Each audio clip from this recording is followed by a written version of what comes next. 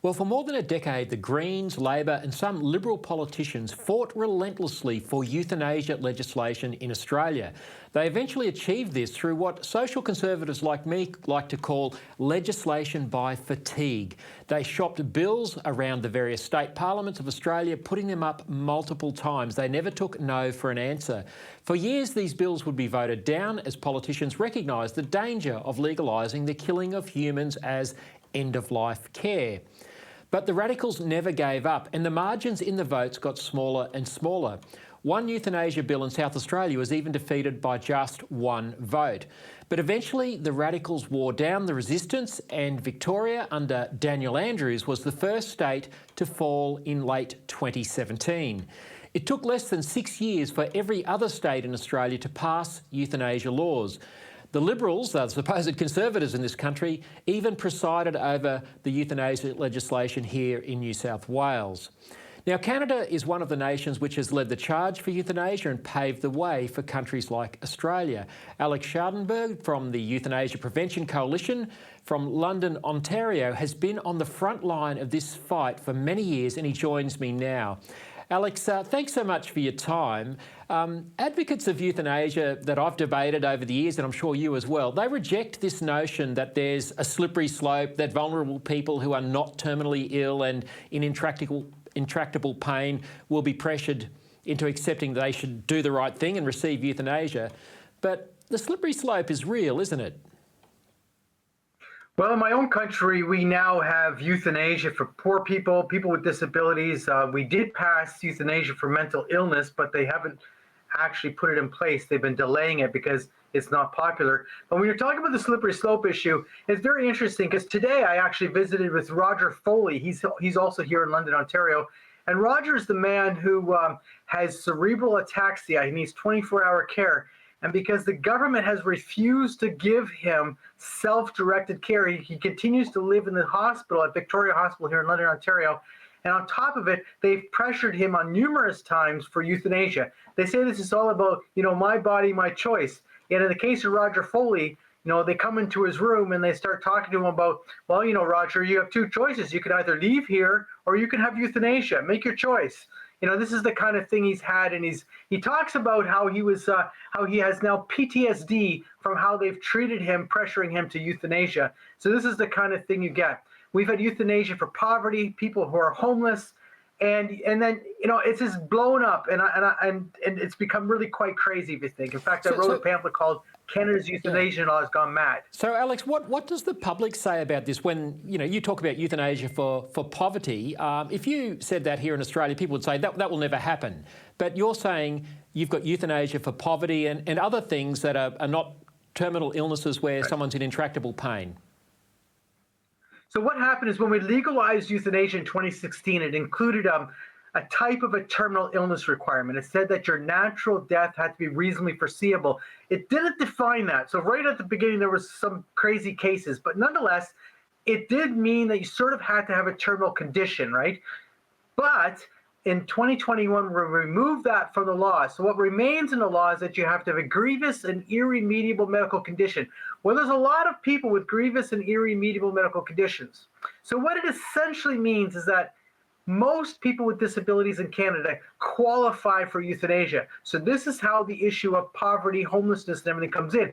These are people who are approved for euthanasia based on their disability, but they're asking for it based on their poverty and their homelessness. They're asking for it based on their mental health issues.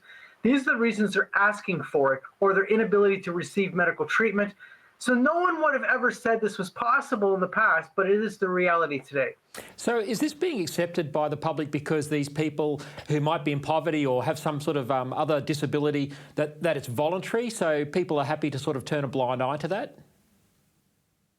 Well, the funny thing is, it's not really voluntary. If you don't have the means to live, it's awfully hard to suggest that this is a voluntary request. Nonetheless, in Canada, the basic concept of euthanasia is quite popular. People have been, conditioned to believe that this is their way of avoiding a bad death. So they bought into this concept of euthanasia. But euthanasia for mental illness, euthanasia for poverty, these kind of things are not popular in Canada. In fact, most people are aghast by it. So, you're getting a bit of a lowering of the support for euthanasia in Canada, so much so that the Trudeau Liberals, who love euthanasia, have actually backed off on euthanasia for mental illness. They had a committee in February of 2023 that came out saying we need to have child euthanasia. They've backed off on that. So we're getting situations where they're saying, well, you know, maybe we've gone far enough for now. But they're not saying they're not going to go further. They're just saying at this moment, it's a bit hot. It's a bit politically hot for them. So, Alex, so there'll be a lot of people, even who are watching this show today. I know even amongst Conservatives, there are people who are sympathetic to the idea of euthanasia, that if someone is in intractable pain and if they are terminally ill, why shouldn't they be allowed to have euthanasia? What do you say to that? I'm sure you've been asked that question many times, but I think it's important that we, you know, clarify that and help people see, because this is such a confusing issue. Well, the problem is the law actually giving somebody else the right to kill you. This is the problem. I understand suffering, and I also understand that we can do many things to prevent suffering or to certainly ameliorate suffering.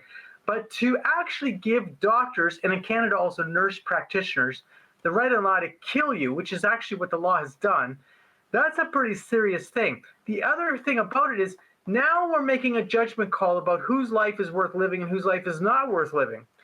It's a pretty crazy situation. The final thing is to say, oh, but Alex, we have oversight of the law.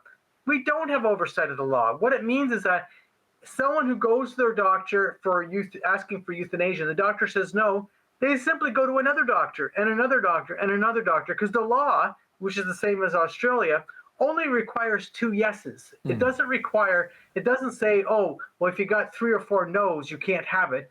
It just requires 2 yeses, and there's quite a few doctors out there who advertise their services who are happy to do it. Alex, one of the objections people have is that they say that palliative care can't relieve people of all pain. They can't, that it can't stop a bad death. What do you say to that? Well, palliative care can do a lot, but I have to agree it can't do everything. So I've never been under this illusion that, oh, well, if we just had better palliative care, everybody would be cared for. Well, you know, we can have palliative care for everyone, and certainly they would that would lessen one's pain and symptoms. And for most people, they would be properly cared for. Almost everybody, actually, if you look at the data. But yes, there would be a few people who might suffer, and my heart goes out to that. I don't want you to suffer, but at the same time, what has happened when we changed the law, we have now put a whole nother group of people who are directly at risk of being killed. In Canada, we've got serious problems with our healthcare. There was recently a whole series of articles that came out in British Columbia of people who couldn't get medical treatment. They had cancer in each case. They couldn't get cancer treatment, but they could get euthanasia. And so you get these stories of people who are, like, we had a grieving widow talking about her husband who died by euthanasia because he couldn't get treatment for his cancer, even though he had a treatable cancer. And these are the kind of things you get. And you're thinking, well, wait a second here. That's abandonment. Yep. Thank you. You're right. That's abandonment. So instead of having, you know, better care, instead of having fulfilling the needs of people, we're killing them. Yeah, the other thing that's frightening, Alex. Yes, that's frightening. I just wanted to come to that point about killing is cheaper, because I've seen figures from Canada where your health department has actually costed the savings to the medical system of euthanasia. Yeah.